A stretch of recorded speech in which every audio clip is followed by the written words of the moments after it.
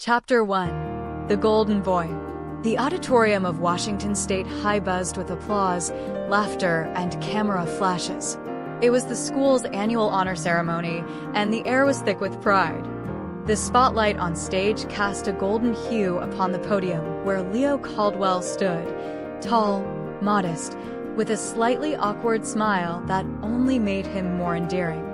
MIT full scholarship recipient, Leo Caldwell, the principal announced, his voice booming through the speakers.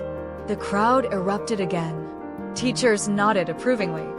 A few girls in the audience clutched their hearts dramatically, and even a local news crew filmed the event for a regional education feature. Leo, dressed in a neatly ironed navy blue suit, took the microphone with both hands and bowed his head slightly. "I'm deeply honored," he began, voice steady, "and I owe everything to the support of my family, my teachers, and to my older brother, Ethan, who pushed me to dream bigger." The camera panned to the audience. In the back row, nearly hidden in the shadows, Ethan Caldwell sat motionless, jaw clenched, hands in his lap. He didn't smile, not even a flicker. "My older brother." The words echoed in Ethan's ears like a bitter reminder. Leo had always said those kinds of things, words that tried to build bridges Ethan never asked for. Ethan had worked hard his whole life, been the first in the family to graduate from college, launched a startup with his own blood and sweat. But he had never stood on a stage like this. No one had ever applauded like that for him. No one had ever called him a golden boy. Leo continued his speech with a soft humility that won the room, ending with a shy wave and a chuckle that made even the stone-faced superintendent crack a grin. When it was over, students flooded the stage to congratulate Leo. Ethan stayed seated. A woman sat beside him, her hands trembling from clapping too hard. Helen Caldwell, their mother. She turned to Ethan with glassy eyes. "He mentioned you," she said, voice full of pride. "He loves you so much, Ethan." Ethan forced a small smile. "Yeah, he's always been good at speeches." Helen frowned slightly at the sarcasm, but said nothing. Instead, she reached into her purse, pulled out her phone, and showed him a photo she'd just taken of Leo on stage. "I'll print this and frame it next to your graduation picture," she said softly. Ethan looked away. "Sure." Outside the school auditorium, the sky was draped in a soft gray. The kind of Seattle gloom that wasn't quite rain, but not really dry either. Ethan walked briskly to the parking lot while students laughed behind him, their futures crackling with possibility. Leo ran up, still holding a bouquet of congratulations, breathless from dodging admirers. "Ethan." Ethan turned, his face unreadable. "I was hoping we could get a photo." "Just you and me," Leo said, eyes shining with sincerity. "Like old times." "There are enough cameras on you today," Ethan said, voice flat. "You don't need me in the frame." Leo's smile faltered. I just thought it would mean something. To me, I mean. Congratulations." "Leo," Ethan said, then turned and walked to his car without another word. Leo stood there in the parking lot, surrounded by cheers he no longer heard, with a bouquet of flowers in one hand and the sting of rejection in the other. Back in the car, Ethan gripped the wheel tightly. He didn't start the engine. He just sat there, watching the boy who had everything: brains, charm, admiration, and felt that same familiar knot tighten in his chest. But what Ethan didn't realize, or perhaps refused to see, was that Leo didn't want admiration. He wanted connection. He didn't want to be the golden boy. He just wanted his brother to be proud of him. And that, more than any award, would have meant the world. Chapter 2. Childhood Echoes. The low hum of Ethan's car engine finally came to life. But he didn't shift gears right away. Instead, he sat motionless, staring at the rearview mirror where Leo's figure slowly disappeared into the crowd. A swirl of emotions danced behind his eyes: anger, regret, confusion, but he forced them down like he always did. Ethan had grown up in the same house, with the same parents, the same teachers, but sometimes it felt like he had lived in a completely different world from Leo. Back then, their home was a modest two-story house in North Seattle, with creaky wooden floors and a front yard that never seemed to stay green. Ethan, being 5 years older, was the first to do everything: first to ride a bike, win a spelling bee, get a computer, even skip a grade in middle school. His parents, especially their mother, had once bragged about him to every neighbor on the block. But then Leo came along. And Leo was different. Not louder, not smarter at first, but quiet, observant, and somehow effortlessly good at everything. He didn't have to try as hard. While Ethan struggled to get a B+ in algebra, Leo aced calculus competitions by the time he was 14. Ethan remembered standing outside Leo's room one evening, hearing his little brother laughing softly with their mother over a new science project. Back then, Ethan was 17, just starting college, and for the first time in his life, he felt replaceable. It wasn't that their parents ever said it out loud, but it was in the way their father would beam at Leo's robotics showcase and say, "He's going places," or how their mother kept Leo's newspaper features clipped and magnetized to the fridge long after Ethan's had faded into dusty drawers. Even when Ethan landed a prestigious internship in Silicon Valley, the response was polite, proud, yes, but not celebrated. The golden light of attention had shifted, slowly but unmistakably, toward the younger sibling. Ethan pulled into his apartment garage, the silence of the concrete walls greeting him like an old friend. His place was modern, minimal, just like he liked it. No clutter, no distractions, and no reminders. He dropped his keys on the counter, opened a bottle of cheap red wine, and poured it into a chipped coffee mug. His laptop blinked on the kitchen island, unread emails, meeting requests, a blinking deadline for his product pitch next week. Skylogix, his startup, was hanging by a thread. Their last beta test failed. Investors were pulling back. He knew he needed to pivot the entire AI logic of the program, but the right mind for that kind of work wasn't in his office. It was at MIT. Leo. The thought made Ethan scoff and take a gulp of wine. No, not him. Anyone but him. Helping would just give Leo another chance to shine. Another opportunity to play the perfect brother. But behind the bitterness, there was fear. A quiet, crawling fear that Leo was not only better, but kinder. And that terrified Ethan more than failure. The next morning, a soft ping from his phone woke him up. He rubbed his eyes and checked the screen. Leo Caldwell. Hey, Ethan. Just wanted to say thanks for coming yesterday. I know it meant a lot to Mom. Hope we can talk sometime. I'd love to hear more about your startup. Ethan stared at the message. There was no pride in the words. No arrogance. Just sincerity. He hovered his thumb over the reply button, typed a few letters, then deleted them. He locked the phone and tossed it on the bed. Downstairs, sunlight filtered through the blinds, falling gently on the photos above his fireplace. Old family pictures. Ethan at age 10 holding Leo as a baby. Both of them smiling. Back when there was still time. Back before it all became a competition. That evening, as the Seattle sky dimmed into a watercolor wash of blues and gray, Ethan stood alone in his living room, holding that picture frame.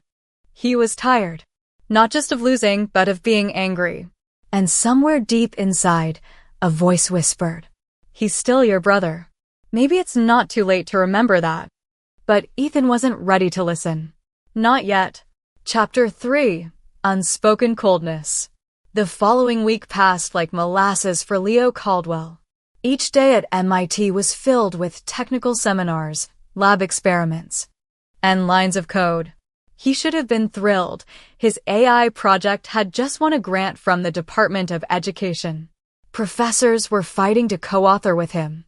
Recruiters from Silicon Valley were already hovering. But his mind wasn't on algorithms or machine learning models. It was on Ethan. No matter how deep he buried himself in work, there was a gnawing ache inside, A silent hope that maybe, just maybe, his brother would reply to his message, or at least acknowledge the effort. But days ticked by. Nothing. Still. Leo couldn't bring himself to be angry.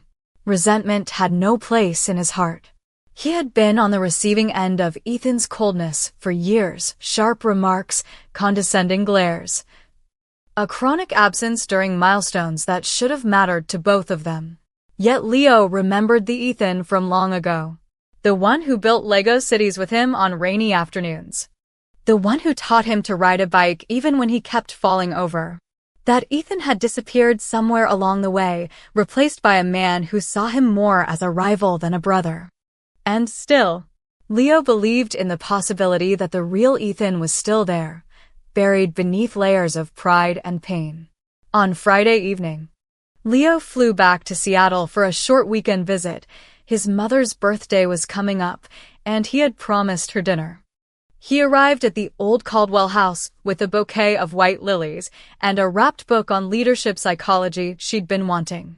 Helen greeted him at the door with a warm smile, hugging him tightly. "You always bring me something thoughtful," she said, taking the flowers with misty eyes. Leo chuckled. "Well, you're the one who taught me to pay attention." They chatted over tea while Helen lit candles and prepared dinner. The small house was filled with the scent of rosemary and baked salmon, comforting, nostalgic. A framed photo of Ethan as a child still sat above the fireplace. His high school diploma hung next to Leo's more recent accolades, though clearly dustier. "Have you spoken to your brother since the ceremony?" she asked gently. Leo hesitated. "I texted him, but I guess he's busy." Helen sighed, placing 2 mugs on the table. "He's always been proud of you, you know." Leo raised an eyebrow. "I'm not sure proud is the word I'd use." Helen paused before speaking. "He just has a hard time showing it. I think he struggles more than he lets on." Leo nodded but didn't respond. He understood pain. He just didn't understand how it could turn into cruelty. That night, after dinner, Leo went out for a walk. The streets were quiet, the sky overcast in that classic Seattle way. He walked past Ethan's apartment building, not by accident. Part of him hoped he'd see his brother by chance. Maybe bump into him and talk like normal people. Like family. But the windows were dark. And Leo, once again, kept walking. Meanwhile, Ethan sat at his desk, staring at a screen filled with red error messages. The latest test of Skylogics had failed again. This was his 3rd sleepless night. He had snapped at his team earlier that day, and one of his engineers had even walked out. His co-founder had scheduled a serious talk for Monday. He knew what that meant. More pressure. Less runway, and the possibility of layoffs. He was running out of time. He leaned back in his chair, rubbing his temples. The AI module wasn't integrating with their main server, and the predictive behavior model was behaving erratically. He needed someone who could rewrite the logic from scratch, someone with fresh insight and a deep understanding of real-time neural networks. Only one name came to mind, but his pride kept his fingers from dialing the number. Leo would help, a voice whispered in his head. He always helps. He poured another drink instead. The next morning, Ethan's inbox pinged. Subject: FYI, your project's paper just hit my desk. From Dr. Margaret Cho, MIT faculty. The email was short and blunt. One of my students flagged some logic holes in Skylogics' latest AI design. Might be worth a chat. Leo Caldwell. Ethan froze. Leo had seen the code. Not only that, he'd sent it to his professor. Was this some twisted form of sabotage? Or worse, help? A war ignited in Ethan's chest. Fury. Embarrassment. And underneath it all, shame. He clicked open the attached notes. His eyes scanned line after line of annotated feedback, comments in green. All precise, helpful, brilliant even. And at the bottom, a message typed in smaller font. Don't worry. I didn't tell her I'm your brother. Figured you'd prefer it that way. Just wanted to help if you're willing. No pressure. L. Ethan shut the laptop. He didn't know what stung more, that Leo was still trying to help, or that he'd grown so used to being cold, he didn't know how to feel warmth anymore. Chapter 4. Growing Apart. Saturday afternoon arrived under a light Seattle drizzle, the kind that clung to your clothes but never fully turned into rain. Leo stood outside the tall, steel and glass apartment complex where Ethan lived, clutching a waterproof envelope. Inside it, printed code revisions, annotated diagrams, and a personal letter. He'd debated for hours whether to come. He could have emailed the documents, could have waited for Ethan to reach out first. But something deep inside told him that healing couldn't happen behind screens. So he was here. He took a deep breath and buzzed the intercom. There was silence. Then a gruff voice came through. Crackling. Yeah? It's me, Leo said calmly. Hi, I was in the neighborhood. Thought I'd stop by. More silence. Then the beep of the front door unlocking. Ethan stood in the hallway wearing an old t-shirt and joggers. He looked exhausted. Shadows under his eyes, stubble on his chin. Not the composed tech CEO the media knew, but a man fraying at the seams. Leo smiled gently. Hey. Ethan nodded once. Come in. Inside, the apartment was sparsely decorated. Clean, but not lived in.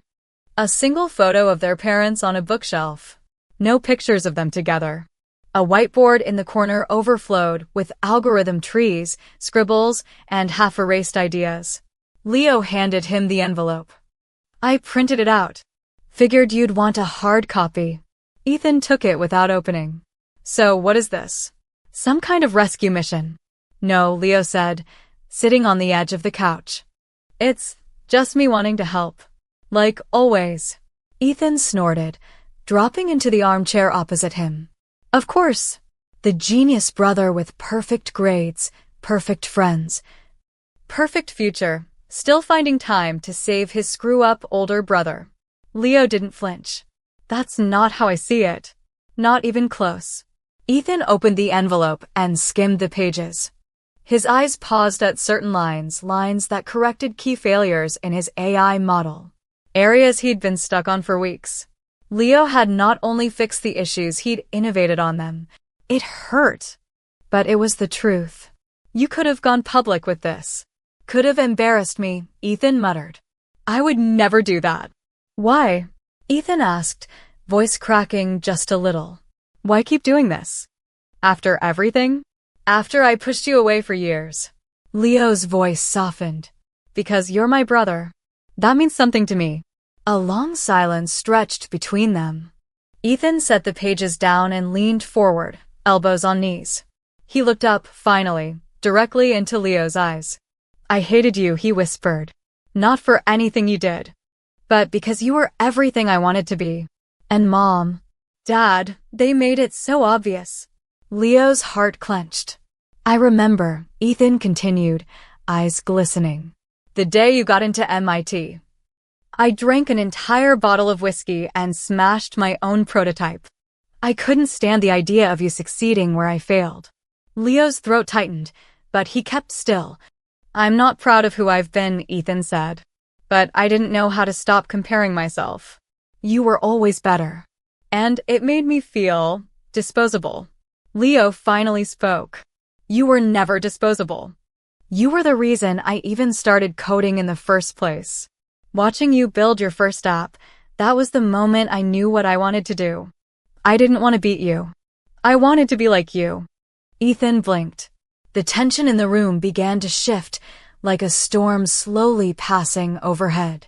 I'm not trying to overshadow you, Ethan, Leo said quietly.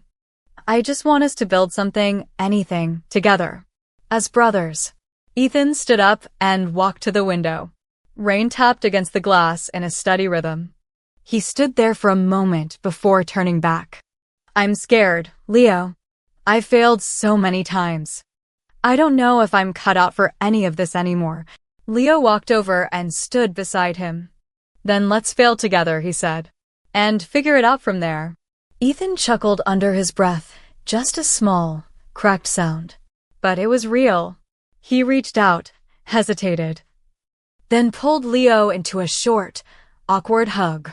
It was the first time in over a decade that the two brothers stood in the same room without armor between them. That night, Leo stayed over. They didn't talk about code. They watched a late-night sci-fi movie, argued over pizza toppings, and for the first time in years, laughed like they used to. It wasn't perfect. It wasn't healed. But it was a start. And sometimes, a start is all you need.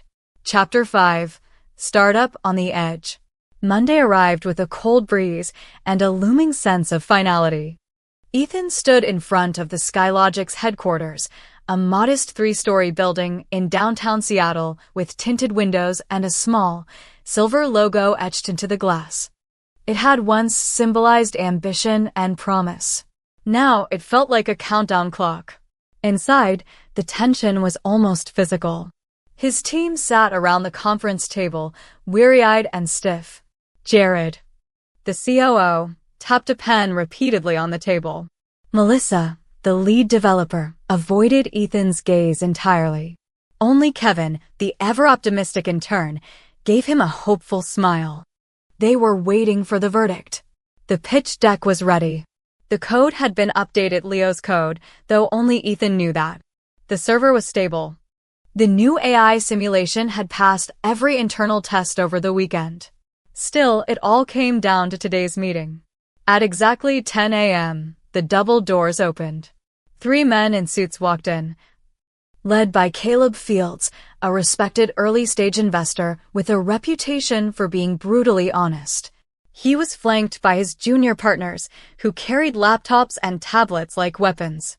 Ethan stood to greet them. Mr. Fields, thank you for coming. Caleb shook his hand. Heard this was your final swing. Let's see if it connects. The presentation began. Ethan walked them through the problem Skylogic's was trying to solve, predictive AI for educational platforms, with real-time emotional response tracking to help students stay engaged.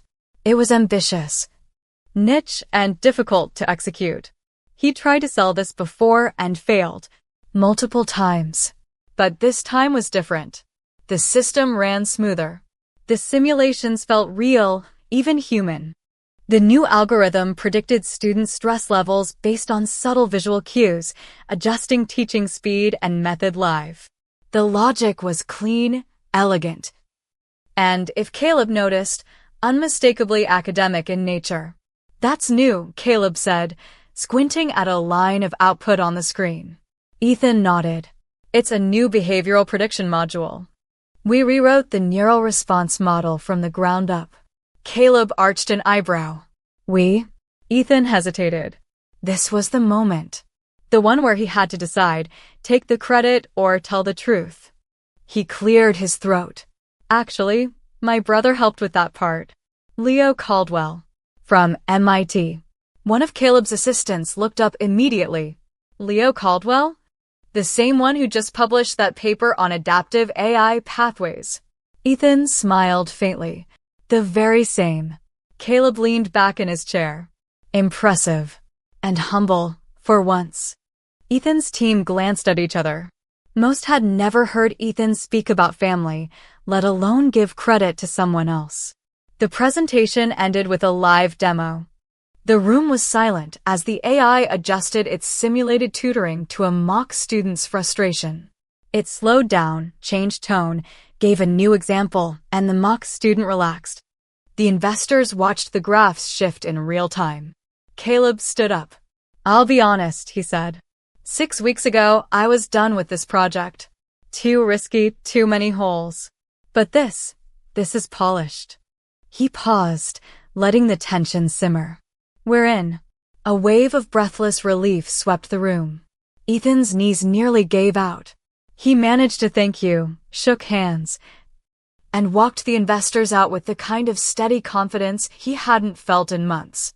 Later that day, as the office slowly emptied, Ethan remained alone in the conference room, staring at the blank screen where the pitch had once glowed. He picked up his phone. Ethan, we did it. They're investing. Your algorithm turned the tide. Thank you. The reply came back almost instantly. Leo, I'm proud of you. Really? Ethan smiled. Then, after a moment's pause, he typed again. Ethan, want to join the team? CTO spot's open. Not because I owe you, but because I trust you. Leo didn't respond right away. But when the dots appeared, typing and retyping, Ethan knew. His brother wasn't just a backup plan anymore. He was the partner Ethan never knew he always needed. Chapter 6. The Bitter Pitch. It was only 2 days after the investor's approval. Yet the Skylogic's office had transformed from an anxious battlefield into a humming workshop of excitement. The energy was different now, lighter, focused. Ethan moved through the space like a commander who had just won a war but knew the rebuilding had just begun. Still, there was something unfinished in him. Leo hadn't replied to the job offer. Ethan sat in his office, fingers steepled under his chin, staring at the message thread. Want to join the team? CTO spot's open, because I trust you. No answer. He could have followed up. He could have called. But instead, he did what he always did when confronted with uncertainty. He buried himself in work. By late afternoon, Ethan found himself back in a familiar place. The Seattle Tech Hub Auditorium, this time as a featured speaker. The event was low-key but prestigious, a gathering of local tech founders, VCs, and engineering students. It should have been an easy win. A chance to show Skylogic's had bounced back. But when Ethan stepped onto the stage, something inside him buckled. The microphone felt heavy in his hand. The spotlight too bright. The applause, polite but distant. He began his presentation, recycled slides from the investor pitch, same statistics, same product promises, but his words felt empty. He stumbled once, then again. Questions from the audience caught him off guard. A few skeptical murmurs echoed in the back row. Then came the question that landed like a gut punch. A young student raised his hand. You mentioned your behavioral model was built from scratch, but it closely resembles the logic in Leo Caldwell's recent MIT research. Did you collaborate with him? The room shifted. Ethan froze. His palms sweated. His throat tightened. Yes, he finally said, voice dry. Leo is my younger brother. He was instrumental in developing our newest model. The student blinked. Oh! So, why isn't he here? That question hung in the air like smoke. Ethan could have said, he's busy. He's still in school. We're figuring it out. But what he said was, I'm hoping he'll join us soon. It was the most honest answer he could give. He ended the presentation early. Applause came, but it was scattered. Shaky. Ethan left the stage with a hollow in his chest that no round of funding could fill. That night, he drove back to their childhood home, unannounced. It wasn't something he planned. But as the freeway lights blurred past and the sky turned navy blue, a force greater than logic pulled him there. Helen was surprised to see him. You okay? She asked at the door. Yeah, he lied. She made tea. He sat on the couch, the same one he and Leo had wrestled on, napped on, cried on as kids. Across from him, a dusty bookshelf still held their childhood photo albums. And next to the fireplace, a shoebox labeled Ethan and Leo. He opened it. Inside, crayon drawings, science fair ribbons, birthday cards from one to the other. A folded note caught his attention. His handwriting shaky, uneven, 10 years old. Leo, I'm sorry I broke your robot. I was mad you won. I'll build you a new one. Love, Ethan. He sat frozen, holding the note, feeling 10 years old all over again. That's when the front door creaked open. Footsteps. And then, Mom said you might be here.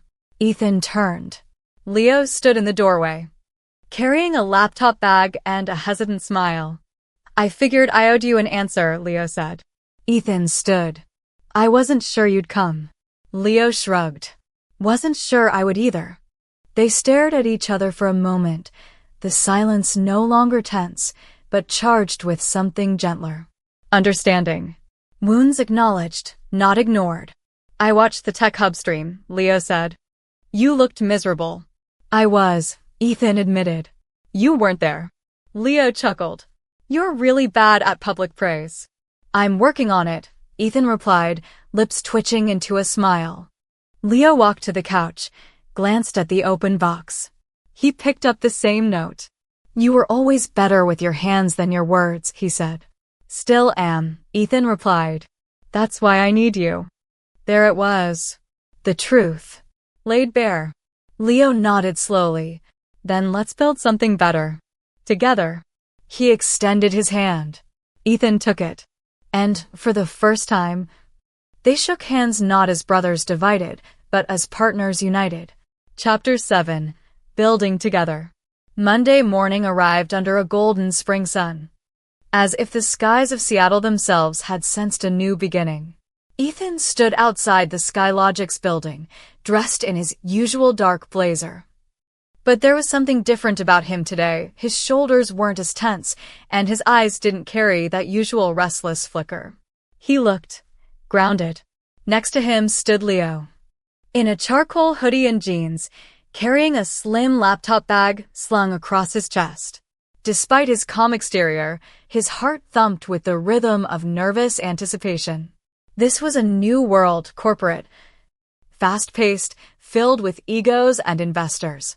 He wasn't just an academic anymore.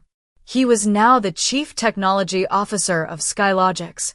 They entered the building side by side. The receptionist looked up, blinking in recognition. A few engineers in the hallway whispered, Is that his brother? Leo Caldwell? The MIT guy. The elevator doors opened with a soft ding. As they rode up, Ethan glanced over. You okay? Leo shrugged. Just trying not to throw up. Ethan smiled. Don't worry. You're already the smartest guy in the building. Leo gave a weak laugh. That's what I'm afraid of. At the morning team meeting, Ethan stood at the head of the conference room, facing a half-circle of engineers, designers, and managers. I want to introduce someone new today, he began. Many of you have heard the name. Some of you have probably read his research. But to me, he's also someone I've admired for a long time, even when I didn't show it. A murmur ran through the room. This is my brother, Leo Caldwell. He's joining us as our new CTO. He'll be leading the AI logic and innovation arm moving forward. Leo stood, gave a small nod, and offered a sheepish smile. Hi, he said simply. I look forward to learning from all of you, and hopefully helping build something we're all proud of. There was a pause then, to his surprise, applause. Ethan watched from the side, chest swelling with something unfamiliar. Pride, yes, but also relief. This time, the spotlight was shared. And it felt right. Over the next week, Leo threw himself into work. He reviewed thousands of lines of code, redesigned the system's logic tree, and even rewrote entire modules in the middle of the night. His method wasn't flashy. He didn't bark orders or show off his intelligence. He listened, asked questions, collaborated. The team began to respond. Even Melissa, the skeptical lead developer, pulled Ethan aside one day and whispered, Your brother? He's the real deal. Ethan smirked. Yeah, I know. Late one night, the office was quiet. Only 2 desks still had lights on. Ethan's and Leo's. Ethan looked up from his screen and saw his brother buried in a notebook, sketching something furiously. He walked over and leaned against the edge of the desk. Still drawing flowcharts like a student, Ethan teased. Leo looked up. Still solving problems faster than your engineers. Touché. They sat in silence for a moment. Then Ethan spoke. This is weird for me. Working with you. Weird bad or weird good? Ethan chuckled. Weird, good. But it makes me think. About? Everything we lost. The time. The fights. How I shut you out. Leo put his pen down. We both lost things. But maybe that's what made this possible. Ethan nodded slowly. I was afraid, he admitted. Afraid you'd be better than me. That you'd replace me. Leo met his eyes. I never wanted to replace you. I just wanted to walk beside you. That sentence hung in the air like a bomb. Ethan didn't say anything. He didn't need to. He reached out, and Leo bumped his fist gently in return.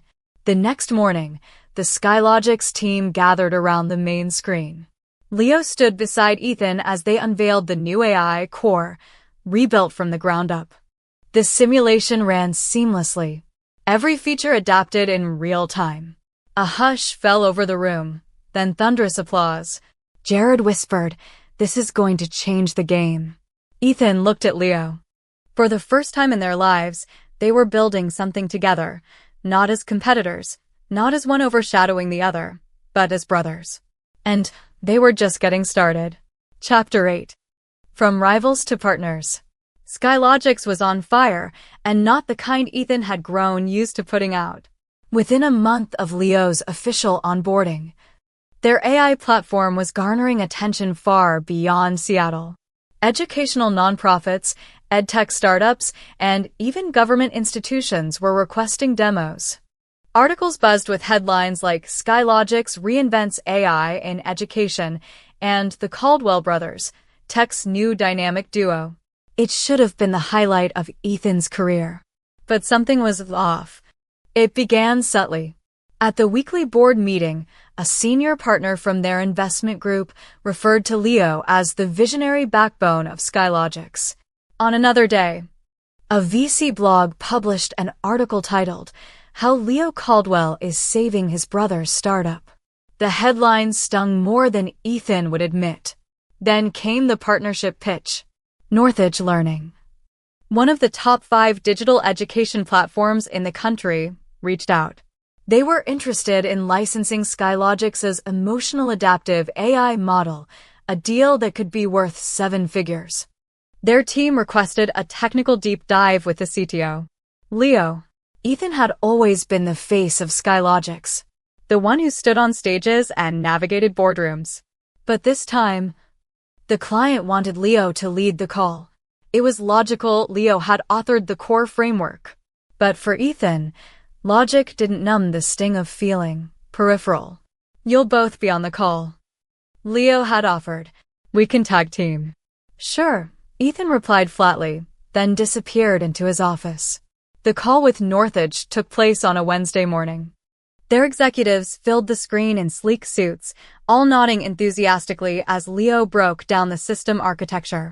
He explained how the AI could read student hesitation through webcam signals, analyze audio patterns, and adjust teaching methods all in real time. The lead executive, a sharp woman named Ava Grant, smiled brightly.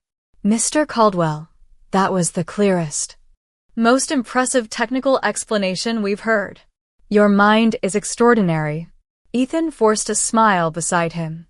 "We'll be following up to draft partnership terms. And Leo, we'd love you to join our keynote panel next month." Leo glanced at Ethan instinctively. "Of course. I'll check with our team first." But the look didn't go unnoticed. That night, Ethan worked late, alone. The office had emptied out, the city outside a blur of rain-slicked lights. He stared at the headlines, at the partnership emails all directed to Leo, at the congratulatory messages from people who used to look only to him. He didn't blame Leo. His brother wasn't stealing the spotlight, he was just doing his job. And doing it well. But the old fear crept back in. You're being replaced. He's what you tried to be and failed. Everyone sees it but you. His phone buzzed. "Leo, got the Northridge draft. Want to go over it tomorrow together?" He didn't reply. Instead, he opened his laptop and began drafting a solo proposal for a new division of Skylogics, one that didn't rely on Leo's algorithm. Something separate. Something his. The next morning, Leo noticed the tension. Ethan barely spoke during the team huddle, brushing off his comments, avoiding eye contact.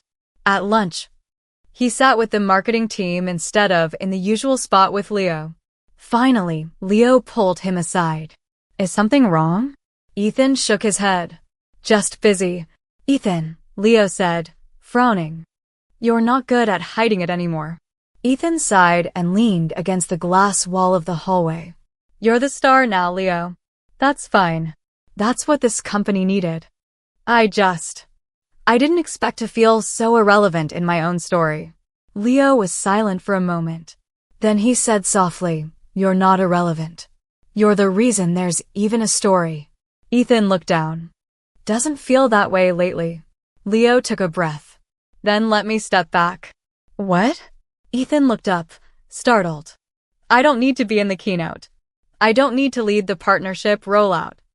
I didn't come here to take anything from you. But you're the best person for it, maybe. But you're the one who fought through years of failure to keep this place alive. You held this company together before I ever showed up." Ethan shook his head. "You can't just dim your light for me, Leo." "I'm not dimming it," Leo replied. "I'm sharing it." The words struck Ethan in a way nothing else had. All these years, he thought strength meant standing alone, being the face, winning the crowd. But real strength, he realized, was knowing when to share the weight, knowing when to trust. He looked at his brother, really looked, and saw not a threat, but a partner. "Okay," Ethan said. "We do this together. Publicly. Equally. That okay with you?" Leo smiled. "That's all I've ever wanted." They bumped fists again, this time stronger. Later that week, at a press conference announcing the Northridge deal, both brothers took the stage. Ethan introduced the product. Leo explained the science. And the crowd applauded not just the innovation, but the unity. The Caldwell brothers had finally found their rhythm not as rivals, but as partners. Chapter 9. The Brothers' Speech. The old auditorium of Washington State High hadn't changed much. Same faded maroon curtains, same creaky wooden stage, same banner above the podium with the school's slogan, "Strive, Serve, Succeed." But as Ethan and Leo Caldwell stepped onto that stage, side by side, everything felt different. This time, they weren't students. They were returning as guest speakers, the successful co-founders of Skylogics, now celebrated as rising stars in educational technology. The school had invited them to give a talk during Career Week, a symbolic full-circle moment. But beneath the surface, emotions churned. Ethan scanned the auditorium. He remembered sitting in the back row as a teenager, watching Leo walk across this very stage to accept award after award. That had been the beginning of their quiet war. But now, the war was over. And maybe this was the peace treaty. Leo adjusted his mic and looked at his brother. "You want to start?" Ethan took a breath, then stepped forward. "Hi, I'm Ethan Caldwell," he said, voice calm. "And this is my brother, Leo. We both walked these halls, sat in those chairs, got detention in that corner." Laughter rippled through the crowd. "And today, we run a company together." He paused. "I'll be honest with you, we didn't always get along. In fact, for a long time, we saw each other more as competition than family. I thought success meant doing everything on my own. I was wrong." He glanced at Leo, then stepped back. Leo smiled and took his turn. "I've always admired my brother," he began, surprising everyone, including Ethan. "Even when he thought I didn't. He taught me to think bigger, to take risks. Everything I've built, everything I've learned, started because I wanted to be like him." Ethan's eyes stung. Leo continued, "Today, we want to tell you something simple. Success doesn't have to be lonely. Sometimes the greatest strength is knowing when to reach out, when to forgive, when to share." He nodded at Ethan. "And sometimes, the person you've been pushing away turns out to be the one who saves you." A hush settled over the students. Then someone clapped. Then more. And soon, the entire auditorium was on its feet, giving them a standing ovation. The brothers looked at each other, two men who had once stood worlds apart, now united in purpose and peace. After the speech, they stayed to shake hands and answer questions. Dozens of students crowded around them, some asking about AI, others about startup life, but a few asked about family. "Were you ever jealous of each other?" one girl asked Leo. He smiled. "Yes, and it took me years to realize jealousy hides admiration. Another student turned to Ethan. How do you fix something when it's been broken for so long? Ethan thought for a moment. Start by telling the truth, he said. Even if it hurts. Especially if it hurts. Just as they were packing up to leave, a man approached them, mid-30s, wiry build, a familiar scar above his eyebrow. Brandon? Ethan blinked. Brandon Marsh, their high school classmate. Back then, he'd been a football star and Ethan's closest friend, until they'd had a falling out, too, after a business idea they'd worked on had collapsed. I saw the speech, Brandon said. That was good. Real. He hesitated. I've been working on a STEM program at a youth center downtown.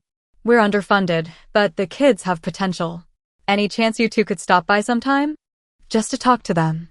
Ethan exchanged a glance with Leo. Let's do more than talk, Leo said. Let's build something for them. Brandon's eyes lit up. Seriously? Ethan nodded. We know what it's like to feel unseen. We want to help. It was more than just a promise. It was the start of something new. That evening, as they drove away from their old school, Seattle's skyline shimmered in the distance. The brothers rode in silence for a while, content, reflective. Then Leo broke it. Think they'll name a building after us? Ethan laughed. Maybe the janitor's closet. Perfect. I've always wanted to be remembered for floor maintenance. They laughed until tears rolled down their cheeks. No awards. No applause. Just the road. The laughter and the bond that had finally been repaired. And for the first time in years, Ethan didn't feel like he was chasing something. He had already arrived. Chapter 10. The Unbreakable Bond. The call came on a quiet Sunday morning. Ethan was making coffee when his phone buzzed. Leo was on the line, his voice trembling. It's Mom, he said. She collapsed in the garden. They rushed her to Swedish Medical. The mug slipped from Ethan's hand and shattered against the floor. He didn't even stop to pick it up. By the time Ethan arrived at the hospital, Leo was already in the waiting room, pacing back and forth, worry carved into every muscle. He looked up when Ethan entered. And for the first time in years, they didn't need words. Ethan simply walked over and pulled Leo into a firm, silent embrace. A nurse approached gently. She's stable, but weak. They're running tests. The hours crawled by, a blur of beeping monitors, lab results, and sterile white walls. Finally, the doctor emerged. Your mother suffered a minor stroke.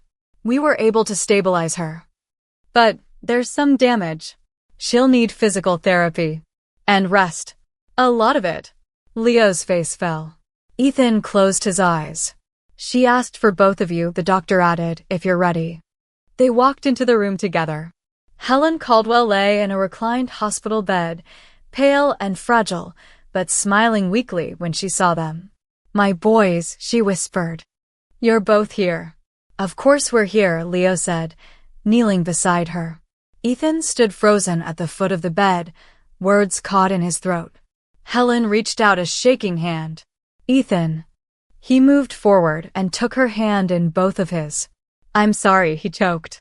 For all the times I made you worry. For how I treated Leo. For not being the son you deserved. Helen's eyes welled with tears. You've always been enough, Ethan. I just didn't know how to show it right. I expected too much, from both of you. Leo looked away, swallowing a lump in his throat. Helen smiled at them both. You're better together. Always have been. Over the next several weeks, Ethan and Leo adjusted their schedules, alternating hospital visits, helping their mother through therapy, cooking meals, and reading aloud when she was too tired to speak. The office ran smoothly under their co-leadership, perhaps even more efficiently now that their bond had strengthened beyond business. They found joy in small things. Making Helen laugh over old yearbooks, fixing up her garden on weekends, bringing her stories of Skylogic's growth. One afternoon, while she dozed in a sunlit chair by the window, Ethan turned to Leo. Do you ever think we went through all that pain just to get here? Leo nodded. Maybe we had to fall apart first. to figure out how to hold each other up. They sat in silence, the kind that didn't need filling. A month later, Helen returned home, walking slowly but proudly with a cane. The Caldwell house became a new kind of headquarters full of laughter. Quiet work sessions and evening dinners where the past was no longer avoided, but gently, lovingly understood. One day, Leo found an old framed photo buried in the garage. It was the two of them, children again, sitting side by side, covered in mud from the backyard, grinning like fools. Ethan had his arm around Leo. Their bond had been there all along. Just buried, not broken. He cleaned the frame, brought it inside, and placed it on the mantel. Ethan saw it later that night and smiled. "You kept this." Leo shrugged. "Some bonds are worth keeping." Ethan turned to him. "So what now?" "Skylogics, keynote speeches, AI systems." Leo shook his head. "Now we build something even bigger." Ethan raised an eyebrow. "Bigger than an AI company?" Leo smiled. "A life we don't regret." Ethan paused, then held out his hand. They shook, again, but this time not as co-founders. Not as brothers trying to heal the past. This time, it was a silent promise. To protect what they had rebuilt. To never go back to silence. To never let pride replace love again. Outside, the Seattle sky was soft with spring light. And inside the Caldwell home, two brothers sat with their mother, sharing stories, plans, and hope for tomorrow. Whatever came next, they would face it together. Because they had finally learned. Family isn't about being perfect. It's about choosing each other again and again. No matter how far you fall. No matter how long it takes. Chapter 11. When credit comes. The buzz in the Skylogic's office was electric. For the first time in months, every cubicle was alive with chatter and excitement. Code scrolled across screens like flowing rivers. Team members shared coffees instead of complaints, and Ethan found himself smiling more than frowning. The AI update had been deployed last night. Overnight. The predictive engine's accuracy jumped by 37%. Beta testers reported smoother interactions, more natural speech patterns, and near-instantaneous adaptive feedback. One education blog called it the most human-like learning assistant ever tested. Ethan walked into the boardroom that morning to a standing ovation from his own team. Jared, his COO, clapped him on the back. "This is huge. Whatever you did with the model, it worked." Melissa, who had once threatened to leave, now looked at him with quiet admiration. "The framework's clean, lean, and frankly genius. Who helped you rework it?" Ethan opened his mouth, then closed it. He remembered Leo slipping him that envelope weeks ago, the annotations scribbled in neat handwriting. The footnote that read, "Just wanted to help. No pressure." But Leo hadn't asked for recognition. And Ethan hadn't offered it. "I, just looked at it differently," he said instead. Voice a little stiff. "Simplified the logic tree." Melissa nodded. "Well, whatever you did, it saved us." Before he could dwell on that uneasy moment, his assistant poked her head into the room. "Ethan, Mr. Fields from Catalyst Ventures is here to see you." Unscheduled. Ethan blinked. "Send him in." A few moments later, Caleb Fields, grizzled, sharp-eyed, and far more cordial than usual, walked in with two associates trailing him. "Well," Caleb said, tossing his coat on a chair. "Didn't expect to be back here so soon. But I've seen the numbers. I've seen the buzz. Looks like Skylogix has found its second wind." Ethan stood, forcing a calm demeanor. "Good to see you again, Mr. Fields." "I'm not just here to congratulate you," Caleb continued. "I want to talk expansion, strategic partnerships. And I want to know how you fixed that black box module, because last I checked, it was unsolvable." Ethan hesitated. His jaw tightened. Leo's redesign had rebuilt the logic from the ground up. It was efficient, elegant, and leagues beyond what Ethan could have developed alone in such a short time. "And yet, my team pushed hard." Ethan said instead. We broke it apart. Started over. It wasn't a lie, but it wasn't the truth either. Later that night, the office had mostly cleared out. Ethan sat alone in the glow of the conference room, staring at the latest investor packet Caleb had sent over. There was a line in the proposal. Skylogic's recent technological leap showcases Ethan Caldwell's resilience and brilliance as a founder. He should have felt proud. Instead, he felt hollow. He pulled out his phone and opened Leo's text thread. There were no unread messages, just their brief back and forth from days ago. He stared at the blinking cursor in the message box for a long while. Finally, he typed, Ethan, they think I saved the company. But it was you. Thank you. He stared at the message, then deleted it. Typed again. Ethan, you coming to the office tomorrow? Leo's reply came seconds later. Leo. Yeah. Early.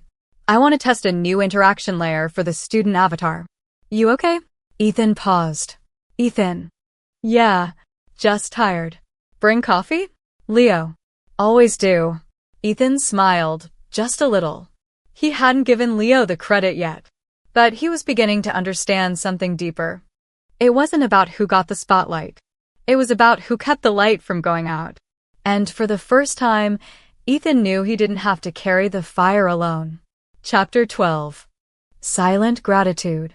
The next morning, Leo arrived at the Skylogic's office just after 7 a.m., carrying a tray of coffee and a small paper bag of almond croissants. The building was still mostly dark. The silence broken only by the soft hum of the HVAC and the occasional squeak of his sneakers on the polished floor. He liked the office at this hour, before the noise, before the meetings, before the eyes. He liked building in the quiet. Ethan's office door was ajar. Leo nudged it open with his elbow. 2 sugars, no cream, he said, holding up the coffee. I even remembered your existential pastry. Ethan looked up from his laptop, surprised but grateful. You're the only person who thinks carbs can solve a leadership crisis. Leo grinned. And I'm usually right.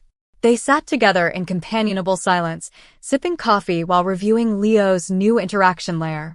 The AI interface now featured a subtle animation system, blinking eyes, micro-expressions, even a way for the avatar to pause naturally when listening. It felt alive. It's like watching a teacher who actually listens, Ethan said. This'll blow the doors open. Leo didn't respond. He tapped a few keys and played another short demo, watching for flaws. Then Ethan said quietly, they think I did this. Leo looked up, startled by the confession. The investors, the media, everyone. They think I reworked the model, that I saved the company. Leo shrugged. You did. You brought me in. You trusted me with the most broken part of the system. That's leadership. You're not mad I didn't correct them? Leo paused. No, he said softly. You needed the win. Skylogic's needed stability. Credibility. I've got years ahead of me to prove my name. But this was your comeback. Ethan stared at him. You really believe that? Leo nodded. I don't care who gets the applause. I care that we build something that matters. That's always been enough for me. A long silence stretched between them. Ethan leaned back in his chair, overwhelmed by the quiet, unwavering loyalty in his brother's words. It didn't feel like pity. It felt like strength, offered freely, without demand. I don't deserve that kind of grace, Ethan said. Leo smiled gently. That's the thing about grace. You don't have to earn it. The rest of the day passed in a blur of client meetings and testing sprints. The new model continued to shine. Feedback was glowing. Skylogic's was no longer in survival mode. They were thriving. But as the weeks wore on, Ethan began to notice something else. Leo stayed late, often longer than anyone else. He didn't attend networking mixers or client dinners. He turned down panel invitations. He redirected media questions back to Ethan, every time. And while he never said it aloud, Ethan could see the toll it was taking. One evening, Ethan walked past Leo's office and saw him asleep at his desk, slumped over a pile of flowcharts, glasses still on. Ethan stood in the doorway for a long time. He saw not just a brilliant mind, but a brother shouldering more than his share of the weight. The next morning, Ethan arrived early. Earlier than Leo. On every desk in the office, he placed a small envelope. Inside was a personal note. The AI breakthrough was Leo's. The redesign, the adaptive avatar, the emotion mapping, all him. If Skylogics is alive today, it's because he gave everything and asked for nothing. It's time we honor that. Ethan Caldwell. In the conference room, he gathered the team. When Leo walked in, coffee in hand, they stood up, every single one of them, and applauded. Leo blinked in confusion. What's happening? Ethan stepped forward. I told the truth. Leo opened the envelope in his hand, read the note, and looked up, eyes wide, glassy. He opened his mouth, but no words came. Ethan put a hand on his shoulder. No more shadows. You belong in the light. Leo exhaled, deeply, and, for the first time, not just Ethan, but the entire company saw him not as the brother of the CEO, not as the kid from MIT, but as the man who quietly rebuilt the future while no one was watching. The silent hero. Now no longer silent. Chapter 13. Cracks in the Mirror. The next few weeks were golden. Skylogics' partnership with Northridge became official, press articles rolled out daily, and investors kept flooding Ethan's inbox. The Caldwell brothers were suddenly being mentioned in the same breath as legendary tech founders.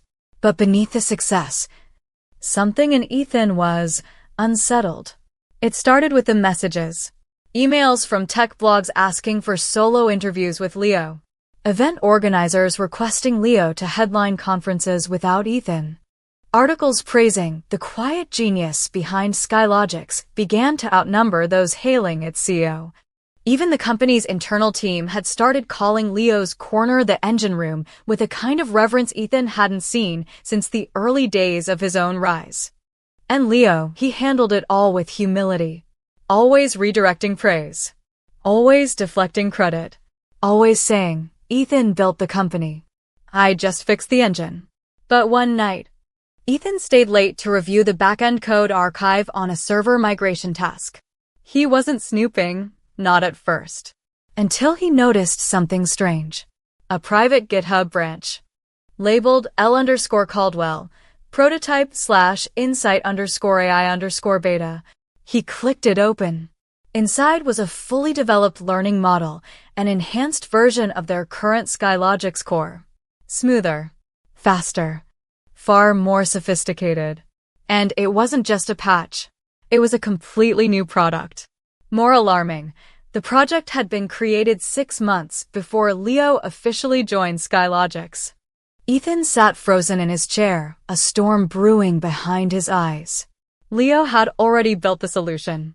Had he been testing it all along? Why didn't he say anything? Why let Ethan believe they were building something new together when Leo had already created a better version months before? The old insecurity returned with a vengeance. He didn't need you. He never did. You were the one slowing him down. The door creaked open. Leo appeared in the frame, holding 2 cans of iced green tea, his usual late-night coding fuel. Hey, he said, stepping in. Thought you might still be here. Ethan didn't turn around. How long had you been working on it? He asked coldly. Leo stopped. What? The Insight AI beta. The one you started 6 months before joining Skylogics. Silence. Then Leo exhaled, slowly. You found that. Ethan turned, his voice low. So, while I was pitching vaporware to investors and drowning in failure, you were already sitting on the miracle fix? It wasn't finished, Leo said, stepping in. And it wasn't built for your system. I didn't think it was relevant. Ethan stood. It was relevant. It was everything we needed. You could have saved the company months earlier. But you waited. Why? Leo looked down. And then, quietly, he answered. Because I didn't want to be your savior. I wanted to be your brother. Ethan stared, stunned. I didn't want to walk in and fix everything like I was the smarter one.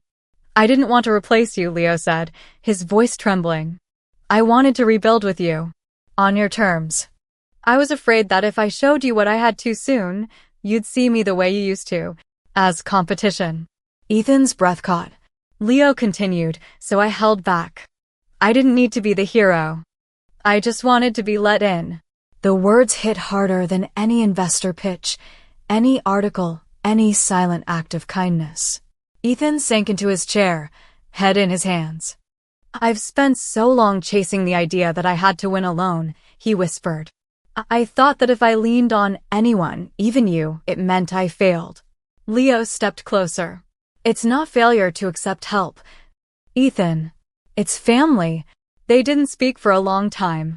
Just sat in the quiet, listening to the servers hum around them. Then Ethan looked up. The beta model. It's brilliant. Leo offered a hesitant smile. Thanks. Ethan nodded. Let's deploy it. Officially. As our next-gen product. Together. Leo's eyes lit up. Together. Ethan stood and held out his hand. No more secrets. No more shadows. Leo took it. Not as the smarter brother. Not as the hidden savior. But as a partner. A co-founder. And, finally, a true equal. Chapter 14. Guilt and Realization. For the next 24 hours, Ethan didn't sleep. He sat in his office with the blinds drawn, rewatching old internal presentation decks, rereading emails, flipping through notes Leo had left him over the past 6 months. Quiet suggestions, subtle tweaks, gentle nudges. He had missed it all. Leo hadn't just been brilliant, he had been patient, deliberate, kind in a way Ethan hadn't recognized until now. And Ethan had taken every one of those gestures and weaponized them as proof of his own inadequacy. It wasn't just guilt that twisted inside him now. It was grief. Grief for the time he'd spent competing instead of connecting. Grief for the years they'd lost pretending they didn't care. The next morning, he stood in front of the Skylogic's team in the main conference room. Half of the staff was there in person, the rest watching via live stream from home or across offices. The Northridge partners were in the Zoom gallery. Even Caleb Fields, their toughest investor, had tuned in. Leo sat in the corner, quiet. Uncertain why Ethan had called for a full-hands meeting with no agenda. Ethan cleared his throat. I need to talk about something I should have said months ago. The room went still. He continued. Voice calm but raw. Most of you know we nearly lost Skylogic's last quarter. We were out of time, out of money, and honestly, I was out of ideas. He paused. And then Leo came in. Quietly. No title. No ego, no press release.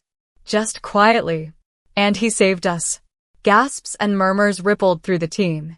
Ethan's eyes scanned the room, then returned to Leo. What you don't know is that Leo had already developed a version of our current system before he even joined the company. A more advanced version. And instead of using that to claim ownership, or leverage, or fame, he waited. He chose to build with me instead of ahead of me. Leo's eyes widened. Ethan turned back to the team. That wasn't just humility. That was love. And I didn't see it. He swallowed. I took the credit. I let the world think I was the architect. I let you think it. And he never corrected me, because he believed in me more than I believed in myself. A long silence. I don't say this as a CEO. I say this as a man who's finally ready to grow the hell up. I wouldn't be standing here without him. He stepped aside and looked directly at Leo. You deserve better. You always have. Leo didn't respond. He just stood slowly. Eyes red, then nodded once. The room erupted in applause. A few team members stood. Others followed. Within seconds, the entire company was on their feet, clapping for Leo Caldwell, no longer a quiet force behind the curtain, but the man at the heart of their survival. After the meeting, Ethan caught up with Leo in the corridor. I meant all of it, he said. Leo smiled. I know. They walked slowly toward the break room. The air felt different now, lighter. Like a window had finally opened in a room that had been sealed shut for too long. I think I spent most of my life trying not to be outshined by you, Ethan admitted. But I forgot that you weren't trying to outshine me. You were just shining. Leo looked at him, soft but firm. We both shine better together. Ethan laughed. You should put that on a t-shirt. Leo mock punched his arm. Only if you wear it to the next press conference. Deal. That weekend, they returned to their mother's house to help with her garden. She watched them from the porch, bundled in a sweater, smiling as they argued over fertilizer and planting depth like they were 10 years old again. When they finally took a break, Helen handed each of them a glass of iced tea. You two figured it out, didn't you? She said knowingly. Ethan looked at Leo. We're still figuring it out, Leo replied. But we're doing it together. Helen nodded, her smile touched with relief. For the record, she said, you've always made me proud. Both of you. Even when you were stubborn. Especially when you were stubborn. They laughed. And for the first time in a long time, it wasn't tinged with regret. It was full. True. Free. Chapter 15. Apology at Dusk. The lake house was smaller than Ethan remembered. Nestled beneath a canopy of old pine and cedar. The cabin had always seemed enormous when they were kids, an endless labyrinth of creaky floorboards, damp towels, and warm sunrises over the water. But now, as the Caldwell brothers stepped out of the car, it looked more like what it was, a quiet place that had been waiting for them to come back. Ethan carried a duffel bag. Leo brought only a backpack and an old journal under his arm. They hadn't been here in over a decade. Their father had built the place with his own hands, or so he used to say. Most of it had likely come from second-hand wood and borrowed time, but to them it had been a palace. A place where Ethan taught Leo to skip stones, where they'd raced to the dock barefoot, where they'd once stayed up all night just to watch a meteor shower, and also where, one summer, everything had changed. It was the summer Ethan turned 17. The summer he lost his college scholarship due to a failed class. The summer their father looked at him with disappointment for the first time. The summer he started looking at Leo differently. That wound had never really closed. They spent the afternoon fixing up the dock, replacing boards, sanding rusted nails. The work was silent, rhythmic, necessary. Neither of them spoke much until the sun dipped low behind the tree line and the lake shimmered with gold. Ethan stood at the edge of the dock, skipping a stone into the water. It bounced once, then sank. Leo sat on the wooden steps behind him, elbows on knees, watching the ripples fade. Do you remember that time we tried to build a raft? Ethan said suddenly. Leo laughed. Tried being the operative word. It broke apart 30 seconds after launch. You cried, Ethan teased. You yelled at me for using shoelaces instead of rope. They both laughed. Then the quiet returned, heavier now, but not uncomfortable. Ethan stared at the horizon. The sun was just barely hanging on, casting long shadows across the trees. The kind of light that made you feel like the day still had one last secret left to tell. I hated you that summer, Ethan said softly. Leo looked up. Ethan didn't turn around. He kept staring at the lake. I failed my calculus final. Lost the scholarship. Dad barely spoke to me after that. And then you won the science fair. Got your first computer. Started tutoring seniors when you were 12. Everyone looked at you like you were a miracle. I started looking at you like a threat. Leo stayed quiet, letting the confession hang in the air. I pushed you away. Mocked you. Ignored you. And you never fought back? That almost made it worse. He turned now, his eyes glistening. I'm sorry, Leo. I was supposed to be the big brother. I was supposed to protect you, guide you, make space for you. But I resented you for being better, faster, easier to love. Leo stood slowly and walked toward him. The last rays of sunlight caught the side of his face. You were never supposed to make space for me, Leo said. You were supposed to walk beside me. Ethan's shoulders trembled. Leo placed a hand on his brother's back. And you did. In your own way. Even when you pushed me, you never let go. I knew you were hurting. I just didn't know how deep it ran. I didn't either. Ethan whispered. For a long time, they stood there, watching the lake breathe with the wind, the trees whispering stories only they could understand. Then Leo asked, Do you forgive yourself? Ethan shook his head. Not yet. Leo nodded. Then let me forgive you first. And he did. Not with a speech. Not with grand gestures. Just a quiet hand resting on his brother's shoulder. And a presence that said, I'm here. I never left. That night, they lit a fire in the old stone pit, roasted marshmallows like they used to, and talked about nothing and everything. The past no longer chained them. The future no longer frightened them. Because for the first time, they were no longer two halves fighting to be whole. They were whole together. Chapter 16. The Unshaken Heart. The lake had never been so still. It was early morning, the sky painted in soft shades of lavender and coral. Mist curled gently above the water, like breath over a secret. Birds called from the trees. Inside the cabin, the brothers sat by the fire, now just glowing embers in the stone hearth, their mugs of black coffee growing cold in their hands. Neither of them had slept. But for once, neither of them felt tired. Ethan looked over at Leo, who had opened the old journal he always carried, the same one Ethan had seen tucked under his arm when they arrived. You ever going to let me read that? Ethan asked, only half joking. Leo smiled faintly. Not all of it. He turned the pages slowly, gently, like each one held a piece of him he wasn't quite ready to let go of. Ethan stared into the fire. Why didn't you ever? I don't know. Go public? With your research? Your early models? You could have been on magazine covers. Keynote every conference. Everyone wanted you. Leo looked up. Because I didn't want to be famous. Ethan blinked. Seriously? Leo nodded. You know what I wanted? What? To come home for dinner without being a disappointment. That hit harder than any tech headline Ethan had ever read. Leo closed the journal. After Dad died, everything got quiet between us. You were building a company. I was building code in a basement lab. I kept thinking if I make something big enough, maybe Ethan will call me first. Not Mom, not the press. Just you. Ethan looked away, eyes damp. I didn't know. Leo shrugged. It wasn't your job to know. I never told you. I kept thinking I needed to prove myself before I earned your attention. Ethan's voice cracked. Leo, you've always had my attention. I just didn't know how to show it without making you feel small. That was on me. Leo gave him a long, soft look. You were never small, Ethan, he said.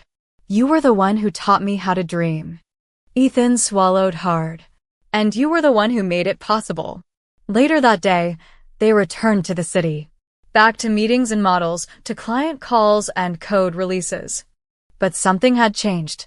The Skylogic's website was updated. Leo's full biography now appeared under the founders page with equal billing. Their next press conference, scheduled for an upcoming education summit, would be co-hosted, officially, by both brothers. But the most powerful change came at a private company town hall held a week later. Ethan stood before the team and, for the first time, held nothing back. I've spent a long time chasing titles, recognition, approval, he said. I thought being a founder meant being the face. But I've learned that real leadership, real legacy, means standing beside someone you trust, not in front of them.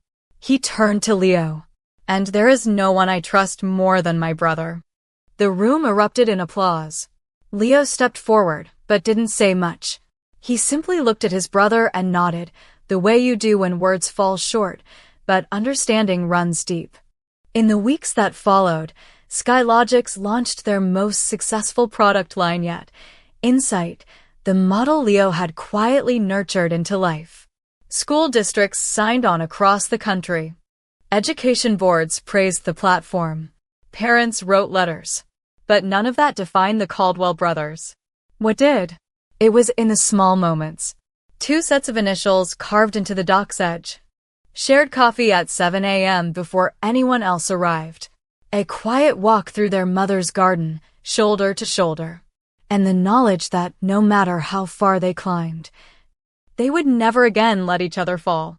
Because love, in its purest form, isn't loud. It's unshaken, unconditional. And finally, after years of silence, it had found its voice between them. Chapter 17. Building Together. Monday morning broke clear and bright over Seattle, a soft spring breeze carrying the scent of cherry blossoms through the city streets. The SkyLogix building, once a humble startup hub, was now bustling with energy and purpose, an emblem of hope built from struggle, resilience, and newfound unity. Ethan stood near the glass entrance, watching employees stream inside. His eyes searched for one person in particular. Leo stepped through the doors moments later, laptop bag slung casually over one shoulder. A small but genuine smile lighting his face. The 2 brothers exchanged a nod, a silent pact that the days of competition were behind them. Inside the main conference room, the entire SkyLogix team gathered for a meeting that would mark a new chapter, not just for the company, but for the Caldwell brothers themselves. Ethan cleared his throat, stepping to the front with a sense of calm confidence that was new to him. "Welcome back, everyone," he began. "We're at an important crossroads. The last year tested us all, but it also showed us what's possible when we work as one. Today, I'm proud to officially welcome Leo Caldwell as our Chief Technology Officer." A round of applause rippled through the room. Smiles exchanged and eyes brightened. Leo stepped forward, nodding in thanks. "Thank you all. I'm excited to be part of this team. More importantly, I'm grateful to work alongside Ethan again, not as competitors, but as partners." Ethan smiled and gestured toward the whiteboard, where a new product roadmap was already sketched out in vibrant colors. "We're moving fast. Our next goal is to expand the AI's adaptive capabilities beyond education into healthcare, customer service, and more. Leo's expertise will be essential as we scale." Leo began outlining technical milestones, but as he spoke, it was clear this was more than a job for him. It was a mission. Later, in a quieter moment, Ethan pulled Leo aside. "Hey," he said. "Thanks for stepping in today. You nailed it." Leo shrugged modestly. "I had a good teacher." Ethan laughed. "Yeah, the stubborn one." They bumped fists, an unspoken bond rekindled stronger than ever. Over the following weeks, the brothers developed a rhythm. Ethan handled strategic partnerships, investor relations, and public appearances. Leo led the engineering teams, mentoring young developers and pushing innovation. Yet, despite their complementary roles, challenges remained. Old insecurities bubbled beneath the surface at times, brief moments when Ethan hesitated to delegate or Leo struggled with the spotlight. One late evening, as the office emptied and city lights twinkled beyond the windows, Ethan found Leo hunched over a code review. "You're working late again," Ethan said softly. Leo looked up, exhaustion shadowing his face. "Trying to fix a bug that's been haunting me." Ethan walked over and rested a hand on his shoulder. "We don't have to do this alone anymore," he reminded him. Leo met his gaze, and for a moment, vulnerability cracked through his usually calm demeanor. "I want to be better," Leo admitted. "For the team. For you. For myself." Ethan smiled warmly. "We'll get there. Together." And they did. The brothers' combined leadership transformed SkyLogix into a thriving company, built on trust, collaboration, and mutual respect. They celebrated small wins and faced setbacks as a team, their relationship deepening beyond business into something far more profound. Months later, at a packed tech conference, Ethan introduced Leo as the keynote speaker. Leo stepped onto the stage, not just as the brilliant CTO, but as the man who chose family over rivalry. He spoke about innovation, empathy in technology, and the power of second chances. And when Ethan joined him on stage, the audience erupted in applause not just for their success, but for the story of two brothers who found strength in each other. Outside the venue, Leo turned to Ethan. "We really did build something better." Ethan nodded, eyes shining. "Not just a company, a bond." And under the Seattle stars, the Caldwell brothers stood side by side, ready for whatever came next. Chapter 18. From Rivals to Partners. The weeks following Leo's official appointment as CTO were a whirlwind of activity. But the atmosphere at Skylogix had transformed. Where tension once lingered between Ethan and Leo, now a quiet harmony settled. The two brothers found themselves complementing each other seamlessly. A balance of vision and precision, leadership and innovation. One Tuesday morning, the team gathered in the spacious conference room for a progress update. The large screen displayed live data from their newest AI module, Insight, which had been integrated into several pilot schools. Melissa, the lead developer who had once been skeptical, beamed as she presented user feedback. Engagement rates are up 45%, and student stress levels have decreased significantly. This is beyond what we hoped for. Ethan exchanged a glance with Leo, who nodded with quiet satisfaction. After the meeting, Ethan and Leo retreated to Ethan's office, a rare moment of privacy amid the bustling startup life. Ethan closed the door behind them and leaned against the desk, a small smile playing on his lips. "You know," he began, "I never thought we'd get here. From rivals to partners. It feels right." Leo chuckled. "Better late than never." They shared a brief laugh, the kind that comes after long storms clear. "I want to thank you," Ethan said seriously, "for believing in me, even when I was stubborn, for helping when I pushed you away, for being more than just my brother." Leo looked thoughtful. "I learned a lot from you too. About perseverance, about leadership, and about forgiveness." Ethan nodded slowly. "I still have a lot to learn." "Me too," Leo said with a grin. "But at least now we're learning together." The office lights dimmed as evening approached, but the energy between them burned steady and bright, a partnership forged in trials, strengthened by trust. Together, they would lead Skylogix into the future, not as competitors fighting for the spotlight, but as brothers united in purpose. Chapter 19. The Brothers' Speech. The auditorium was filled with the warm glow of afternoon sunlight filtering through tall windows, casting gentle patterns on rows of eager faces. It was career day at Washington State High School, and the atmosphere buzzed with anticipation. Ethan and Leo stood backstage, glancing at each other with a mixture of nerves and pride.